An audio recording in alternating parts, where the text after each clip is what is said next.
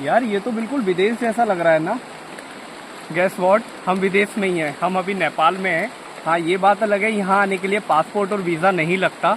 But honestly ये इतनी सुंदर जगह है। यहाँ पर ये शारदा नदी का एक ब्रिज है जो मतलब जो कैपेबल नहीं है गाड़ियाँ क्रॉस करने के लिए, बट यहाँ से बाइकें आराम से क्रॉस हो सकती हैं और हम नेपाल में जा सकते हैं।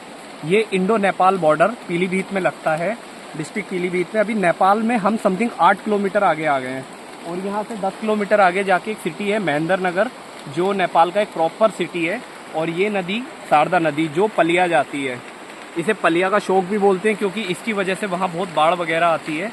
बट अभी हम नेपाल में ही हैं द ट्रूथ इज